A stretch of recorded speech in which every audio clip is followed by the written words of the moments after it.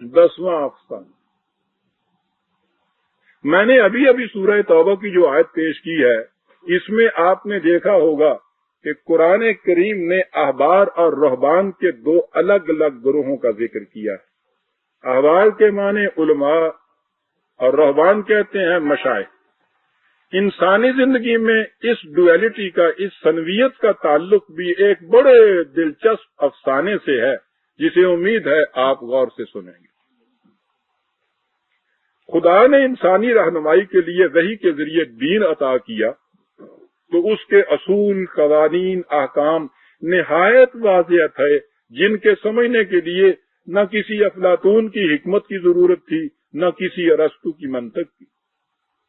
یہ احکام و قوانین صاف، سیدھے اور سادے تھے۔ ان کے عملی نفاذ کے لیے ایک نظام کی ضرورت تھی۔ اس نظام کی بنیادی خصوصیت یہ تھی کہ اس میں کوئی فرد کسی دوسرے فرد سے اپنے حکم کی اطاعت نہیں کرا سکتا تھا۔ اس میں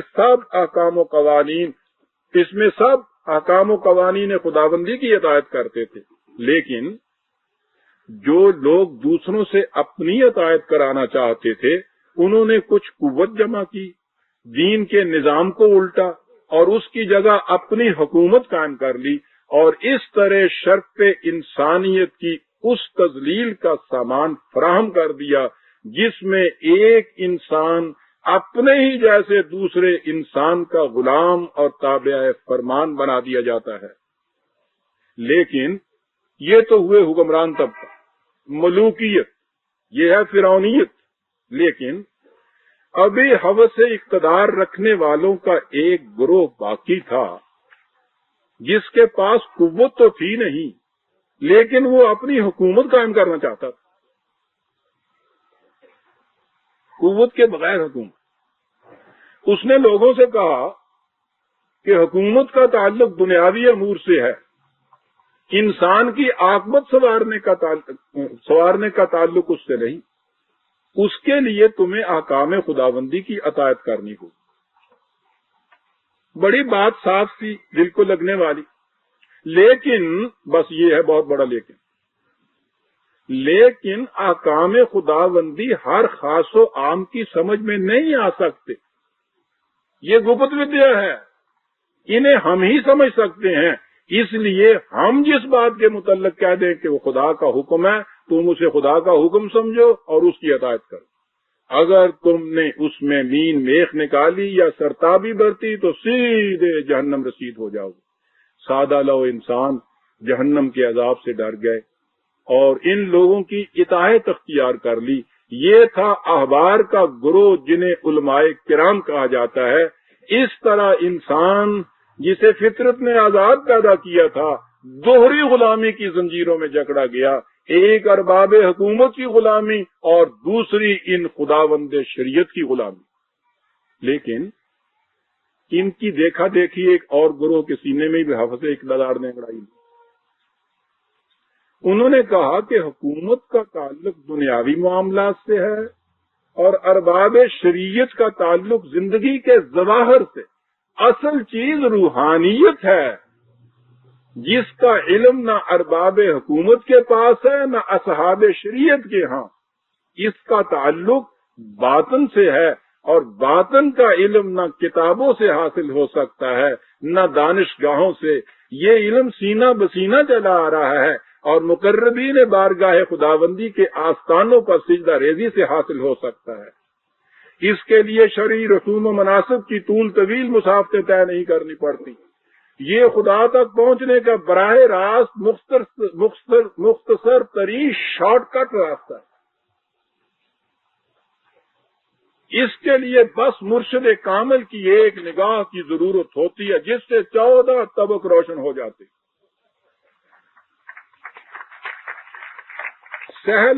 سہل انگار انسان کو اس دعوت میں بڑی دلکشی محسوس ہوئی اور اس نے لپک کر ان آستانوں کے مقدس پتھروں پر اپنی جبین نیاز رکھ دی۔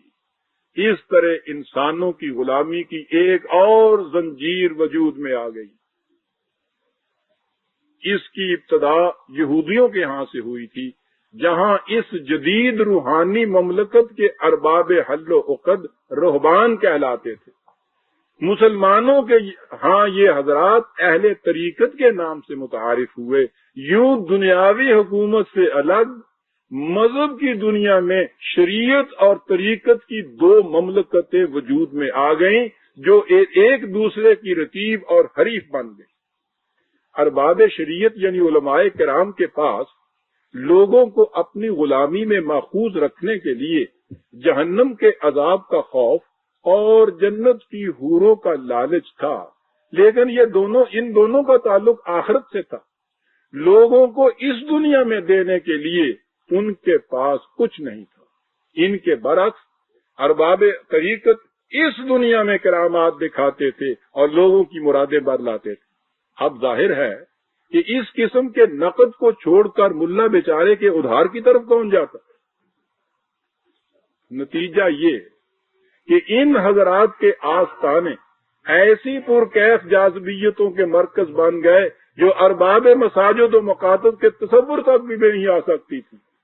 ارباب شریعت کے پاس، اور یہ نقطہ اور بڑا غور طلب آ گیا، ارباب شریعت کے پاس ان کے مقابلے کے لیے ایک حربہ ایسا تھا جس کا جواب ان کے مخالفین سے بمشکل بن پڑ سکتا۔ کسی نہ کسی امام، حتیٰ کہ خود رسول اللہ صلی اللہ علیہ وسلم کو حدیث پیش کر دیں گے۔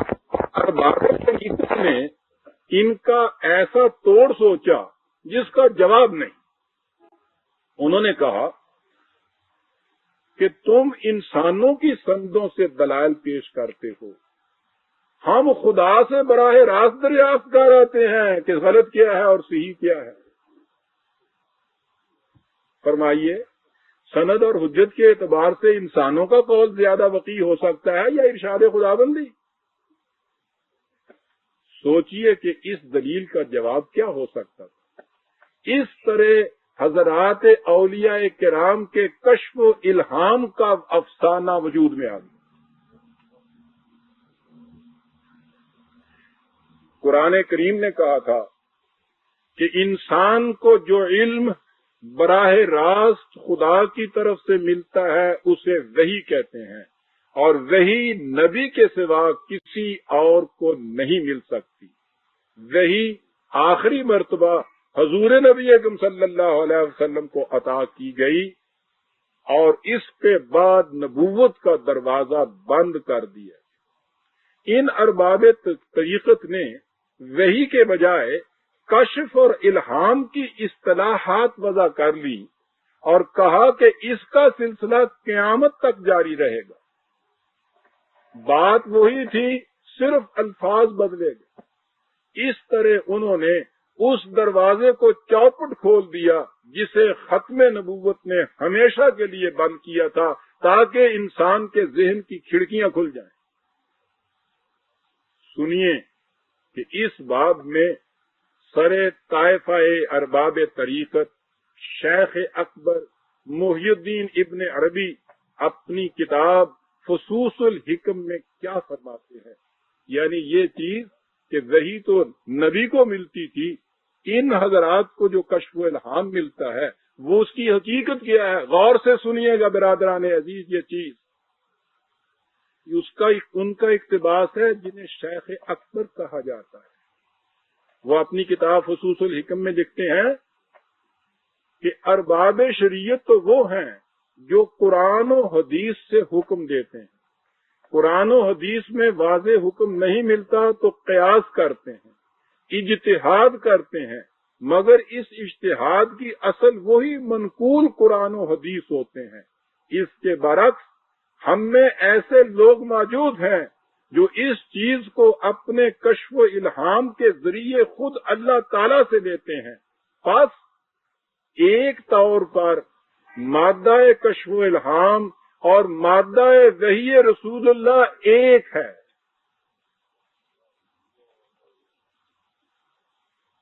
آپ سوچا کرتے ہیں کہ دعوی نبوت کا جواز کس طرح سے نکلتا ہے ختم نبوت کے بعد؟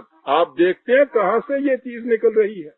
اس اعتبار سے مادہ کشف و الہام اور مادہ وحی رسول اللہ صلی اللہ علیہ وسلم ایک ہے، صاحب کشف، اور سنیے، صاحب کشف اللہ تعالی سے لینے کے طریقے سے واقف ہونے کی وجہ سے خاتم النبیین کے موافق ہے۔ انہیں شیخ اکبر مانا جاتا ہے، تصوف کا سب سے بڑا بانی مانا جاتا ہے۔ دیکھ رہے ہیں کہ یہ دعوی کیا ہے؟ ان کا اللہ تعالی سے لینا عین رسول اللہ کا لینا ہے۔ با الفاظ دیگر جس مقام سے نبی لیتے تھے اسی مقام سے انسان کامل صاحب الزمان غوث قطب لیتے ہیں۔ یہ ہے وہ مقدس ترین افسانہ جس نے نبوت جیسی حقیقت کبریٰ کی جگہ لے لی۔ ختم نبوت سے اللہ تعالیٰ نے انسان کو ایسی آزادی سے سرفراز کیا تھا جس کا تصور بھی دنیا مذاہب میں نہیں مل سکتا، لیکن دوسروں کو اپنی غلامی کی زنجیروں میں جکڑنے کے خوگر انسانوں نے لفظی طور پر ختم نبوت کے اقرار کے باوجود مانوی طور پر اس کا کھلا انکار کیا، اور اس افسانے کو ایسی نگاہ فریب حقیقت کا لبادہ اڑایا کہ قرآن کو سینے سے لگائے پھرنے والوں میں سے بہت کم ایسے ہوں گے جن کی گردنیں ان کے سامنے نہ جھکتی ہوں۔ یہ سحر سامری ان کے خون کے ذرات تک میں حلول کر چکا ہے۔ ان حضرات کے آستانے اسی لیے مرجع انعام بنے رہتے ہیں کہ یہ لوگوں سے کہتے ہیں کہ تمہیں محنت و مشقت کرنے کی کوئی ضرورت نہیں، ہمارے نذرانے پورے کرتے چلے جاؤ، تمہاری سب مرادیں خود بخود پوری ہوتی چلی جائیں گی، تمہاری مرادیں خدا پوری کرے گا، ساڑیاں تسی پوریاں کر۔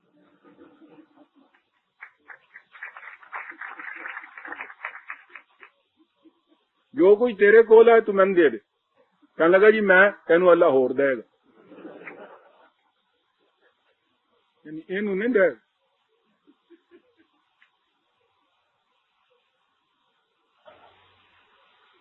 اور یہ دینے کا پتہ آپ کو طریقہ کیا ہوتا ہے؟ ایک بہت بڑے حضرت صاحب کے مزار پر ایک مرید کئی دنوں تک روز روتا رہا کہ یا حضرت مجھے کہیں 10,000 روپیہ مل جائے تو میرا بہت ایک اٹکا ہوا کام ہے ہو جائے، بڑی مشکل میں پھنسا ہوں، روز گر گڑائے، روز روئے، یہ سب کچھ ہوئے۔ ایک دن وہ نماز پڑھ کے چلا آ رہا تھا تو اس نے دیکھا کہ ایک رومال وہاں بندھا ہوا ہے، کوئی پوٹلیاں سی وہ وہاں رکھی ہوئی پڑی ہوئی ہے راستے میں، کوئی اور ہے نہیں۔ اس نے اسے اٹھایا، اس میں دیکھا تو اس میں نوٹ تھے 10,000 روپے کے۔ اس نے لیا، عشاء کی نماز کے وقت جب نمازی آئے تو اس نے اعلان کیا کہ مجھے یہ پڑے ہوئے 10,000 روپے ملے ہیں، جن صاحب کے ہوں وہ مہربانی کر کے لے لے۔ وہ ایک صاحب کے تھے، انہوں نے کہا کہ اللہ تمہیں خوش رکھے، دے دیجئے، یہ میرے ہیں۔ اس نے انہیں دے دیا۔ رات کو پھر وہ اسی ورد وظیفے میں مصروف ہو کے مراقبے میں گیا۔ حضرت صاحب سے کہا کہ صاحب اب تو مجھے اتنے دن ہو گئے تو مجھے وہ ملا نہیں۔ تو انہوں نے کہا کہ ستیہ ناس، وہ مغرب کے وقت تمہیں ملا تو تھا، تم نے آپ دوسرے کو دے دیا۔ وہ کہنے لگے حضرت صاحب وہ تو دوسرے کا تھا۔ کہنے لگے حضرت صاحب کو نوٹ بناؤں ڈے ہوئے گے نا، کہتے تو طریقہ یہ ہے گا، اور کو لے آؤں دیتا ہو تو لے آئے دے دیتا۔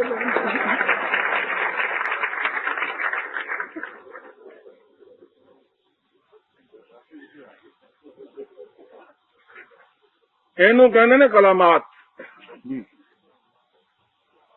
ان سے یہ کہا کہ بس تم ہمارے نذرانے پورے کرتے جاؤ، تمہاری سب مرادیں خود بخود پوری ہوتی جائیں گی۔ یہ عقیدہ محنت سے جی چرانے والی قوم کے لیے بڑا دلکش ہوتا ہے۔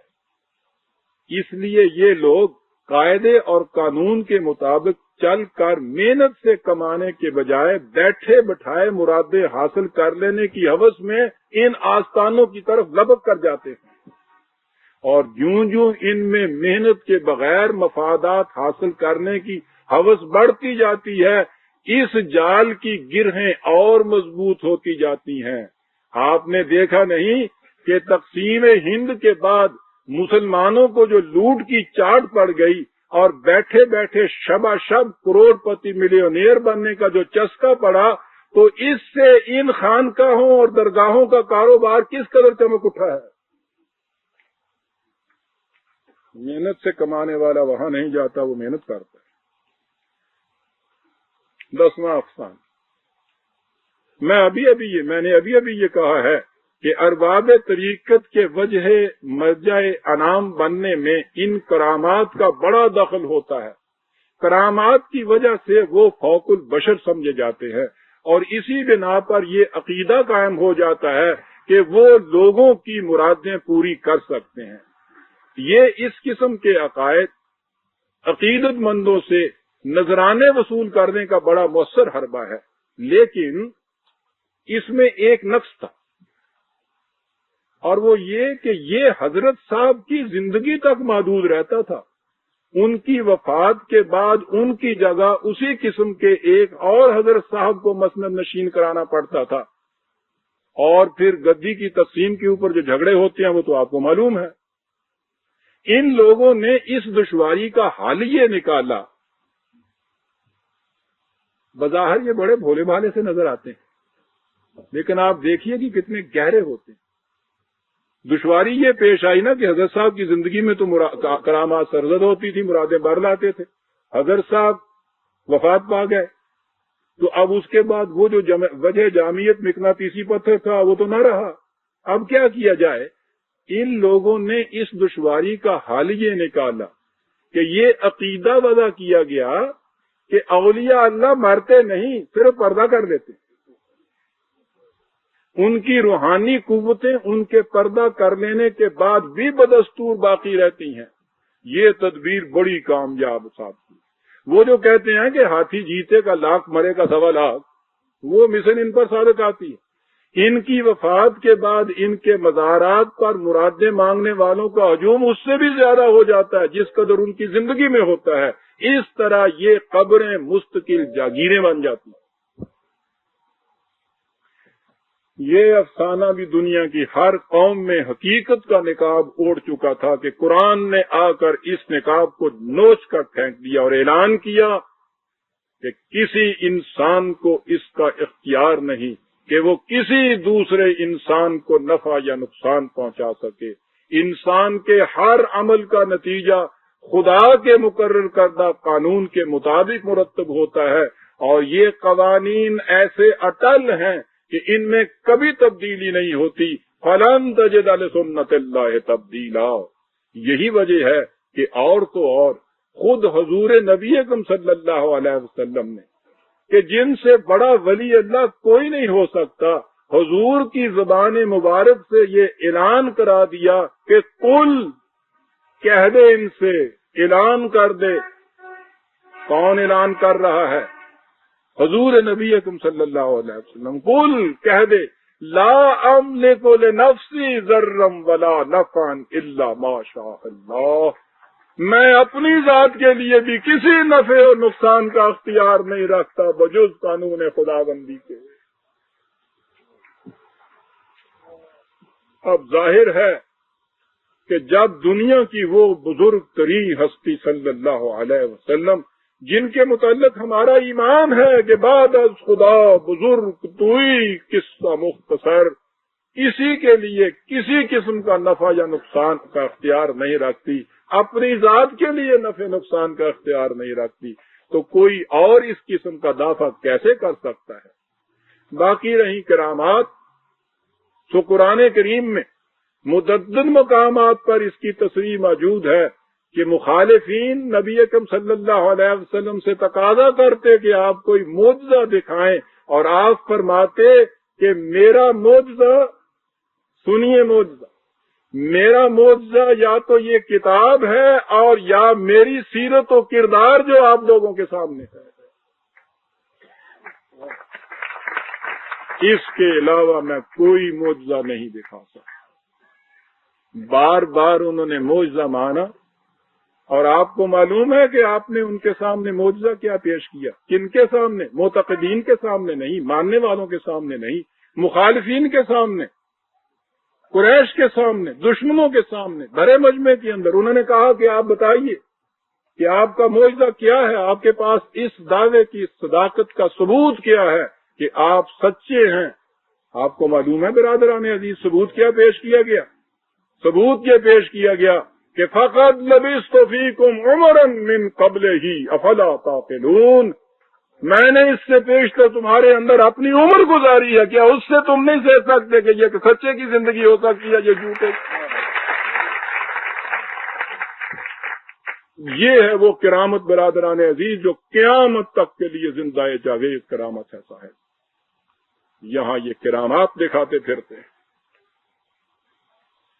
سو جب خدا کے آخری رسول کا اپنے متعلق یہ ارشاد تھا تو کسی اور کا یہ دعویٰ کرنا یا اس کے متعلق یہ عقیدہ رکھنا کہ اس سے خارق عادت کرامات سرزد ہوتی ہیں، معاذ اللہ رسول اللہ سے بلند مقام رکھنے کا دعویٰ ہے۔ کرامات کی اصل و حقیقت کیا ہوتی ہے اس کی تشریح کا یہ موقع نہیں۔ اس وقت میں صرف اتنا عرض کر دینا کافی سمجھتا ہوں کہ میں نے خود عمر کا ایک حصہ انہی وادیوں میں گزارا ہے، اور اس لیے مجھے ذاتی طور پر علم ہے کہ ان کی اصل و حقیقت کیا ہوتی ہے، مجھ سے بھی سرزد ہوا کرتی ہے۔ آپ اتنا سمجھ لیجئے کہ ان کا تعلق دین سے بہرحال نہیں، یہ ایک بالکل فنی چیز ہے، ٹیکنیکل چیز ہے، اس کا تعلق دین اور روحانیت سے کچھ نہیں۔ باقی رہے مردے اور ان کی قوتیں، تو اس کے متعلق قرآن نے واضح الفاظ میں بتا دیا کہ وہ نہ کسی انسان کی بات سن سکتے ہیں، نہ کسی بات کا جواب دے سکتے ہیں۔ ان تدعوہم لا یسمعوا دعاءکم ولا سمعوا ما استجابوا لکم، تم ان کو لاکھ بلاؤ وہ سن ہی نہیں سکتے، کبھی اگر سن بھی سکتے تو تمہاری بات کا جواب ہی نہیں دے سکتے تھے۔ انہیں اس کی بھی خبر تک نہیں ہوتی۔ وَهُمْ عَنْ دُعَائِهِمْ غَافِلُونَ، انہیں یہ پتہ ہی نہیں ہوتا کہ تم انہیں بلا رہے ہو۔ سوچا آپ نے؟ اور یہاں یہ ہے کہ زیر زمین ایک پوری دنیا بسائی ہوئی ہے، اور وہ دنیا ایسی ہے جو باہر کی دنیا کے معاملات کو اپنے کنٹرول میں رکھے ہوئے ہیں۔ آپ تو شاید یہی جانتے ہیں نا کہ لاہور کا گورنر جو ہے جناب موسیٰ ہے، آپ کو اس کا پتہ نہیں ہے کہ لاہور کی اصلی گورنر کون ہے؟ وہ جڑے پیپل تھلے ننگے بیٹھے ہیں ہوں آگے، کمشنر اور ڈپٹی کمشنر اور وہاں کے ایس ایس پی بھی اور ہوتے۔ اسی لیے خدا نے انسانوں سے کہہ دیا کہ لا تدعو ولا تدعو من دون اللہ ما لا ينفعک ولا یضرک، خدا کے قانون کے علاوہ جب کوئی تمہیں نفع نقصان نہیں پہنچا سکتا تو تم پھر خدا کے قانون کے علاوہ اور کس کو پکارتے پھر رہے ہو؟ یوں قرآن نے انسان کو اس غلامی سے نجات دلائی جس سے بدتر غلامی کوئی اور نہیں ہو سکتی، یعنی وہ غلامی جس کی زنجیریں کہیں باہر سے نہیں پہنائی جاتی، بلکہ انسان انہیں اپنی عقیدت مندیوں کی آہن گری سے تیار کرتا اور ارادت مندی کے ہاتھوں سے پہنتا ہے۔ عزیزان مان، ان کی قوتوں کے اوپر عقیدہ رکھنے کے لیے ان کی عقیدت مندی، ان کی ارادت مندی پہلے شرط ہوتی ہے۔ اگر آپ کے دل میں ان کی عقیدت پہلے سے نہ ہو، ان کا آپ کے اوپر کوئی اثر نہیں ہوتا۔ اور آپ کو تو پتہ ہے نا، وہ پنجابی کا جڑا محاورہ ہے وہ بڑا پکا ہے، پیر ماندیاں نو کھاندا ہے، ماندیاں نو کھاندا ای خدا تا سجدہ اش کر دی خدا، کیوں یکے اندر قیام آئی تبا پیرست۔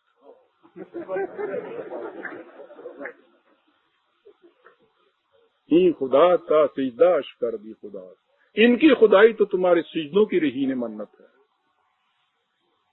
تو اگر کھڑا ہو جائے تو ان کی خدائی خود ختم ہو جاتی۔ لیکن اس مسلمان کا کیا علاج کہ جس کی نماز میں بھی اب بقول اقبال کے سجدہ ہی سجدہ رہ گیا ہے، قیام اس کی نماز میں اب ہے ہی نہیں، اس نے کھڑا کہاں ہونا ہے۔ قرآن نے یہ کیا، لیکن اس کے بعد مسلمانوں نے طلسم ہوش ربا کے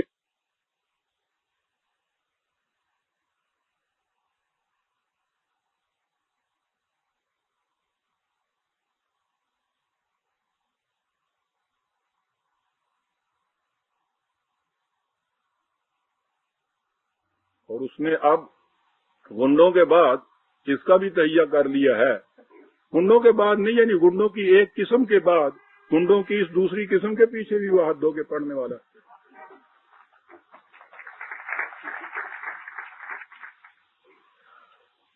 میں نے عزیزان مان بات شروع کی تھی تو خیال تھا کہ 2-4 افسانوں میں قصہ ختم ہو جائے گا، لیکن یہاں کیفیت یہ ہے کہ در بزم تو می خیزد افسانہ سے افسانہ، یہاں بات سے بات نکلتی چلی جاتی ہے اور رات ختم ہو جانے پر بھی افسانہ ختم نہیں ہوتا. میں سمجھتا ہوں کہ افسانہ در افسانہ کی یہی کیفیت تھی جس کے پیش نظر کہنے والے نے کہا تھا کہ پھر چھیڑا حسن نے اپنا قصہ، لو آج کی شب بھی سو چکے ہم. لیکن میں اب آپ کو مزید زحمت نہیں دینا چاہتا، بالخصوص اس لیے کہ بچے نانی اماں سے جو افسانے سنتے ہیں ان کا اثر یہ ہوتا ہے کہ انہیں نیند آ جاتی ہے، لیکن میرے بیان کردہ یہ افسانے ایسے ہیں جن سے صاحب احساس کی کئی راتوں کی نیند اڑ جاتی ہے، کیونکہ وہ سوچتا رہتا ہے کہ ہمارے ساتھ بالآخر ہوا کیا. جو کچھ ہمارے ساتھ ہوا ہے اسے حکیم الامت نے چند لفظوں میں بیان کر دیا جب کہا کہ ذرا سی بات تھی، ذرا سی بات تھی. افسانہ اندیشہ عجم نے جسے، ذرا سی بات تھی، اندیشہ عجم نے جسے بڑھا دیا ہے فقط زیب داستان کے لیے. وہ ذرا سی بات کیا تھی؟ یہ کہ خدا نے وحی کے ذریعے کچھ مستقل اقدار، کچھ غیر متبدل اصول دیے اور کہا کہ تم ایک ایسا نظام قائم کرو جو ان اقدار کو معاشرہ میں عملاً نافذ کرے اور ان اصولوں کو اپنا ضابطۂ حیات بنائے. اس کا نتیجہ یہ ہوگا کہ انسان ہر نوع کی داخلی اور خارجی غلامی سے آزاد ہو کر سرفرازیوں اور سربلندیوں کی زندگی بسر کرتا چلا جائے گا. حاکموں کی غلامی، سرمایہ داروں کی غلامی، مذہبی پیشواؤں کی غلامی، روحانی مقتداؤں کی غلامی، حتیٰ کہ خود اپنے پست حیوانی خواہشات کی غلامی. انسان ان تمام غلامیوں سے آزادی حاصل کر کے زندگی کے ارتقائی منازل طے کرتا، آگے بڑھتا، بلند ہوتا چلا جائے گا. یہ تھی وہ ذرا سی بات جسے خدا نے الدین کہہ کر پکارا تھا.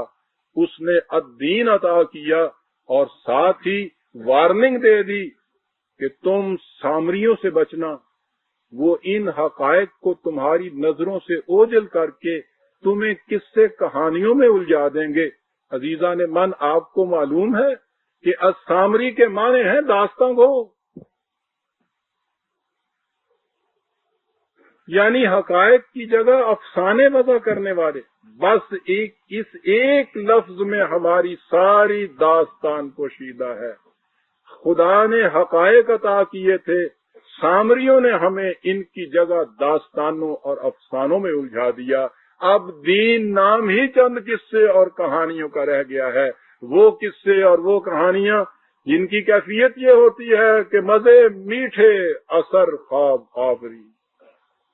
ان قصوں کے لفظ لفظ میں افیون کی آمیزش ہے جسے 1000 برس سے اس قوم کو پلایا جا رہا ہے. یہ ہے ہمارا موجودہ مذہب. اب ظاہر ہے کہ جس قدر اس افیون کی تقویت کا سامان بہم پہنچایا جائے گا، قوم کے اعصاب شل ہوتے چلے جائیں گے. جب تک قوم سے اس افیون کو نہیں چھڑایا جائے گا اس کے اعصاب کام کرنے کے قابل نہیں ہوں گے. لیکن مشکل یہ ہے کہ افیون فروشوں نے اس سلسلے میں ایک اور افسانہ وضع کر رکھا ہے، اور وہ یہ کہ افیون کبھی چھوٹ نہیں سکتی.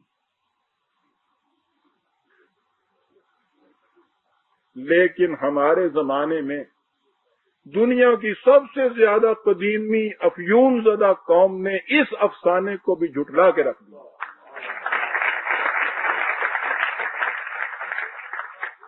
اس نے ایک ایسی انقلابی جھرجھری لی جس سے افیون ہی نہیں لالا کے پودے تک کے جڑوں سے اکھ گئے۔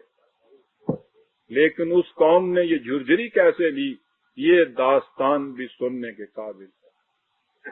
کہتے ہیں کہ جب چین کی مجلس اقتدار اعلیٰ نے افیون کی بندش کا قانون پاس کر دیا تو اس کا مسودہ آخری دستخط کے لیے وزیر اعظم چوئن لائی کے پاس گیا۔ اتفاق سے وہ خود افیون کھاتا تھا۔ اس نے اس مسودہ قانون کو ایک طرف رکھ دیا اور خود خاموشی سے کہیں چلا گیا۔ چین اور اس کے ایک جزیرے کے درمیان ایسی کشتیاں چلا کرتی تھیں جو نہ اس طرف ساحل تک آتی تھیں نہ اس طرف، مہینوں پانی ہی میں رہتی تھیں۔ اس نے اپنی افیون کی ڈبیا ساحل پر پھینکی اور اس کشتی میں جا بیٹھا اور مہینہ بھر تک اس کشتی میں رہا۔ نہ کشتی ساحل سے لگی نہ اسے کہیں سے افیون دستیاب ہوئی۔ جب اس نے دیکھا کہ اب افیون کی عادت چھوٹ چکی ہے تو وہ آیا اور مسودہ قانون پر دستخط کر کے اسے ملک میں نافذ کر دیا۔